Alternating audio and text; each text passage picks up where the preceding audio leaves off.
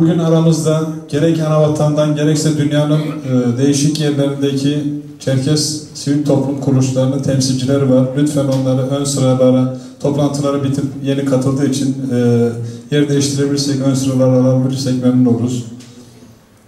Şimdi konuşmasını yapmak üzere Demokratik Çerkes Hareketi adına Gujan Ceyhan'ı arz ediyorum. Buyurun Gujan.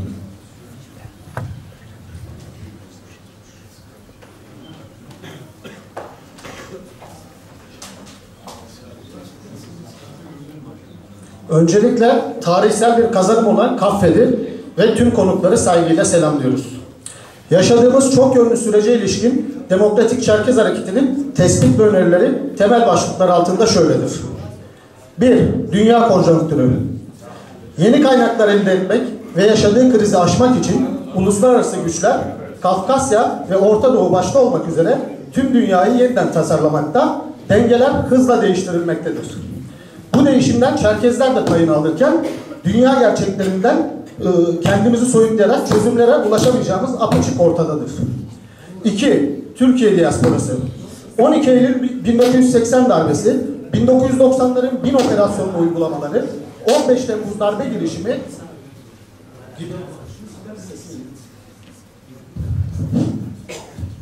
ses tamam, 15 Temmuz darbe girişimi gibi acı tecrübelerin ardından bugün ekonomik demokratik haklar budanmakta ve bu durum KHK'larla meşrulaştırılmaktadır.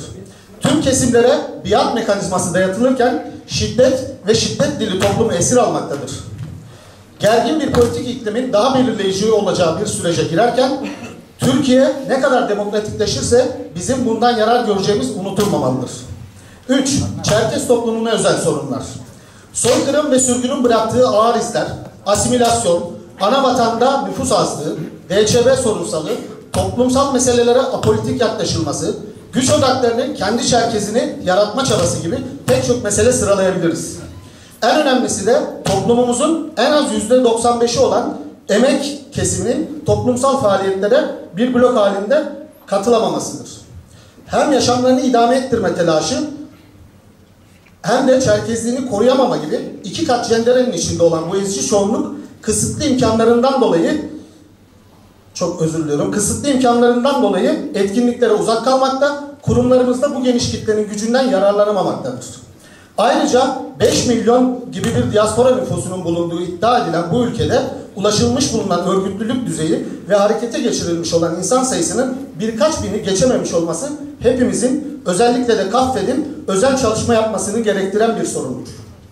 Diğer taraftan toplumumuzun gündemi olan iki konuya ilişkin görüşlerimizi de kısaca belirtmek isteriz. Birinci konu, Kaffet Genel Başkanı Yaşar Aslankaya'nın Rusya Federasyonu'na girişinin 2020 yılına kadar yasaklanması kararıdır. Ana vatanımızda ilişki kurma hakkımızı engelleyen bu tutumu dayanışmayla karşılamadığımız sürece farklı biçimlerde tekrarlarıyla karşılaşabiliriz. Ve bu kararla bugüne kadar Kaffe'de ve kendilerine karşıt olan herkese Rusçu yaftasını yapıştıran unsurların temelsizliği bir kez daha ortaya çıkmıştır. Ayrıca bu konunun 20 gün boyunca kamuoyu ile paylaşılmamasının ve bu gecikmenin kaynağında DÇB'nin oyalayıcı tutumunun gözden geçirilmesi ve olası bu tür durumlarda ilk iş olarak toplumumuzun bilgilendirilmesi gerektiği kanısındayız. İkinci konu ise Kafkas Ödülleri töreni ve devamındaki gelişmelerdir. Her kesimden yoğun tepki alan bu girişim bir tüccar aklın ticari ve siyasi hesaplarının devamıdır. Kurumlarımızı ve teamüllerimizi yok sayan bu girişim hamasi cümlelerle soslanmış olsa da bugüne kadar düzenlediği yüksek harcama gerektiren ödül gecelerinde iktidar çevresini sistematik olarak ödüllere boğan ve ardından milletvekili adaylığına oynayan bu anlayış bellidir.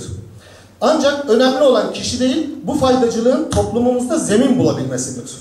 Siyasi yakınlığı olan bir partiyi meşrulaştırmaya ve bundan fayda damıtmaya odaklı bir girişimde bulunurken tüm Türkiye'de saygınlığı olan Kafkas, Çerkez adını kullanmak, iktidarın seçim stratejisine denk düşen bu işi Çerkezlik için yapıyormuş gibi sunmak, güce yaranma adına nasıl bir ölçüsüzlük kıvamında olunduğunu göstermektedir.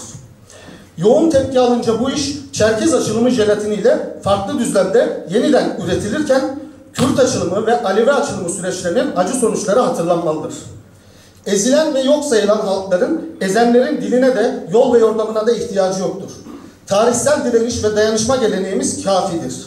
İstismara açık bu girişimler halkı AKP'li Çerkezler, CHP'li Çerkezler, solcu Çerkezler, Müslüman Çerkezler gibi zeminlere ayrıştırır, Çerkez halkının gücünü ve iradesini parçalar. Bu süreçle ilgili Kaffet sessizliğini sürdürdükçe çok ses çıkaranın doğru söylediği gibi bir yanılsama artarak yayılacaktır. Değerli konuklar, Türkiye ve Kafkasya'da önemli gelişmelerin yaşandığı, bizleri çok boyutlu sorunların beklediği bir dönemde birikimli ve kapsayıcı kişilerin kurumlarda yer alması artık daha da önemlidir. Zira Kaffet'i etkisizleştirme, ehlileştirme veya alternatif yapılar kurdurarak devre dışı bırakma girişimleri bilinmektedir. Yapay ayrımlar ve gündemler yaratarak gücümüzü parçalamayı ve böylece Çerkez dinamiğini kullanmayı ve kontrol altında tutmayı hedefliyorlar. Dolayısıyla Kafkasya'ya ve yaşadığımız coğrafyaya bütünlüklü bakacak, anavatanımızı ve diasporayı birbirinin ikamesi değil tamamlayanı görecek, toplumumuzun hak ve taleplerini pazarlık konusu yapmayacak, strateji, taktik yaklaşım sergileyebilecek kadroların öne çıkması ivedi bir ihtiyaçtır. Bu çerçevede DÇE olarak tek ses tek yürek olma zamanıdır başlıklı somut önerilerimizi sizlerle paylaşmak isteriz. 1. Yaşadığımız ülke ve özellikle Çerkezler ciddi bir süreçteyken halk meclisi anlayışımıza, tamale ayhabı geleneğine, yaptırım mekanizmalarına her zamankinden daha fazla ihtiyaç vardır. 2. Geleceğin dernek başkanı, delegesi, federasyon başkanı olacak genç kadroları şimdiden yetiştirememe sıkıntısı bulunmaktadır. Geçen seçimlerden sonra karar alınan Gençlik Meclisi çalışmasının aşama aşama genişleyen perspektifle hızlandırılmasını öneriyoruz. 3. Hem Rusya ile özdeşleşmiş anlayışlara hem de Amerikancılık gerçeğine karşı tam bağımsız bir yol haritası oluşturmamız, tüm kişi ve kurumlara ilkeli, ölçülü ve özenli yaklaşım sergilememiz, halkı dışarıdan herhangi bir güce veya sürece yedeklemeyi amaçlayan adımlara karşı mesafe koymamız önemli ve önceliklidir. 4. 21 Mayıs'ın başta Rusya ve Türkiye olmak üzere tüm dünyada soykırım ve sürgüne karşı mücadele günü olarak tanınmasını ve zaman içinde soykırım ve sürgüne karşı mücadele haftası olarak dönüştürülmesini merkeze alan bir mücadele perspektifini öneriyoruz. 5. Özellikle yok sayılan haklar için eğitim alanı daha önemli ve belirleyicidir. Bu suretle ülke genelinde velilerin ve çeşitli yapılanmaların yürüttüğü bilimsel ve layık eğitim mücadelesi gelişim sürecimizi hızlandırabilecektir. 6. Öznel koşullardan kaynaklı olarak Kaffet'in bazı konularda hızlı harekete geçememe veya yaptığı işleri yeterince duyuramama durumunun hızla aşılması gerektiği kanısındayız. 7. Mevcut yönetimin devam etmesi için pek çok neden vardır ama tüm iyi niyetli çabalarına rağmen ana vatanımıza girişe engellenen mevcut başkanın görevine devam etmemesi Rusya'nın bu yanlış kararını niyetten bağımsız olarak onaylamak anlamına gelecektir. Tek başına bu gerekçe bile hepimizin birleşmesi için yeterlidir.